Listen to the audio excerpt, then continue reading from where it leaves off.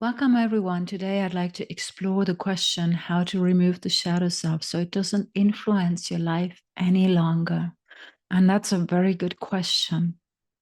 I'd like to just mention that there are most likely a lot of ways how you can do that. But boiling down, the main aspect is to meet it. The main aspect is to sit with it. And you could maybe allow yourself to have a few quiet moments, close your eyes, sit with your own inner world and meet the emotions that you have there. If you're at the beginning of meeting your shadow self, maybe there is a lot going on and there are so many emotions and you don't know what to address first. And that's okay. But allow yourself to really focus on one of those at a time and focus on the one that is the most dominant at that moment.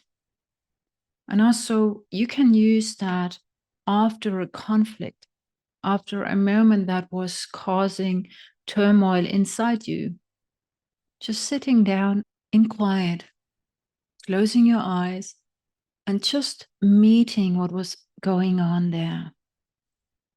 And by doing that, very often, if you sit with it and really are trying to understand it, you're already giving it a chance to change, to shift.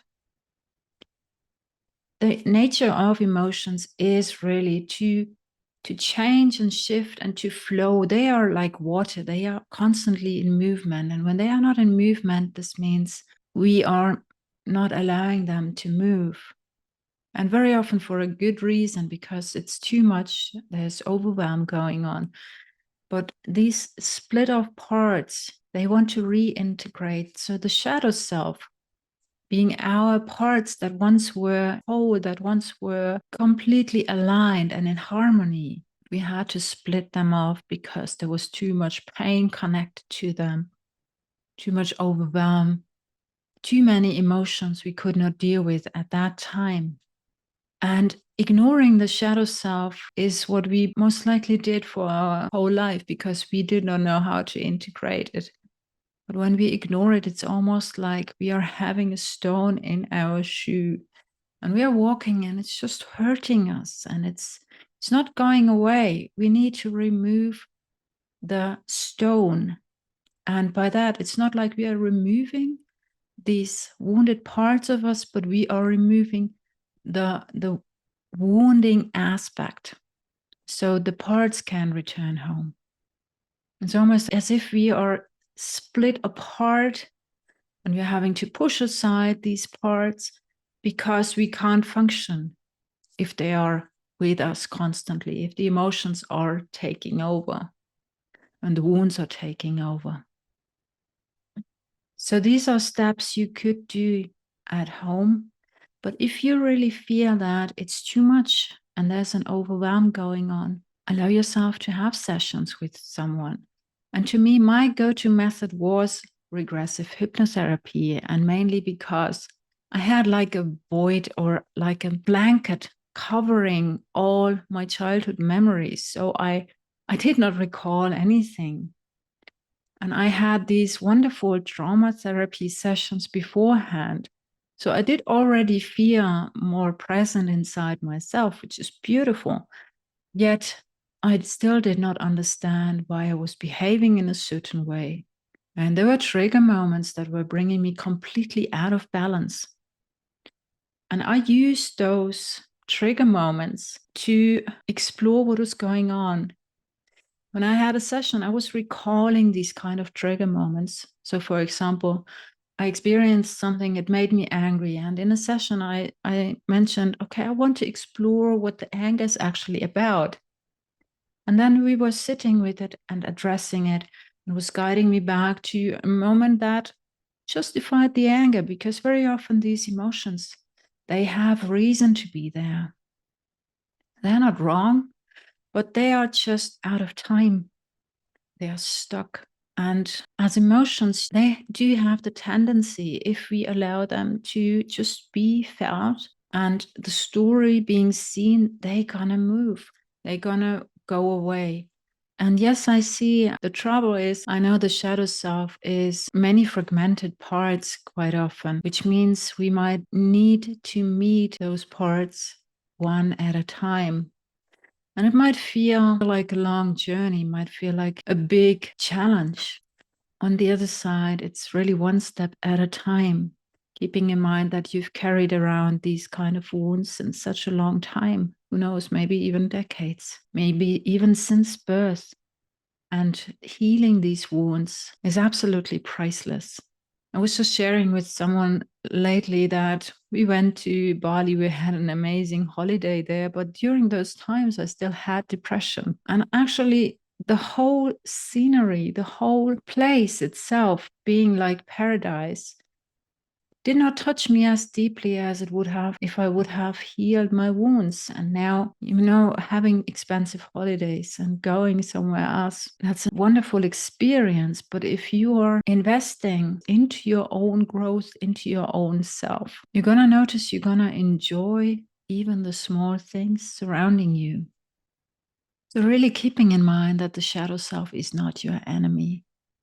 It's just really like a wounded child. And if you would see a wounded child out there, you most likely had the first impulse you would want to comfort it. And that's what we really need to do with our shadow selves. We really need to comfort it. We really need to hold it, to soothe it, to show it that we are willing to bear its emotions or our unhealed emotions. It's as if you are having a crying child out there and you would just take it and cuddle it and cradle it. And after a while, it's just not crying any longer because it had cried enough tears. All the tears were able to flow out and the sadness was able to just be released. And then it's going to start playing again.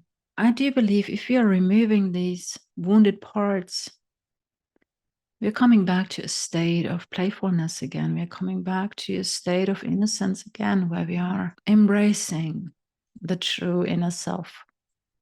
And just imagine everything being realigned and all the wounds being attended to. I always see this as really the most precious thing you can do for yourself. It's the most beautiful thing you can do for yourself. And besides just sitting with it and following your inner dialogue, following what is going on, you can journal it. You could write things down and you could also paint things. And just as you are looking at these kind of paintings or the pictures that you are expressing, allow yourself to write down what you are noticing within these pictures. So, like I said, I do believe there are many, many different ways how you can meet the shadow self in order to realign it. I've read that someone was just dancing for half a year and expressing their pain through movement. To me, that's a gorgeous idea. The most powerful methods to me were really meeting it, really going directly towards it. And that's why hypnotherapy sessions, because when you are in your subconscious mind, it's like the memories are going to be active again and you're going to find out what actually was going on there. So to me, going back to the stories, so I could really understand myself was the key, the absolute key element. And when you are healed enough, and that's after a while, you can easily just do that by yourself. Or if it's not a too intense emotion, you can easily do that by yourself.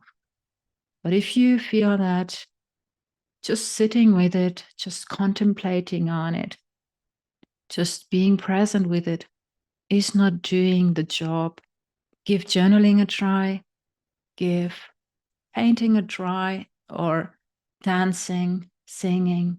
And if that's not where you feel you are reaching anything, reach out to someone who's doing that as a professional work.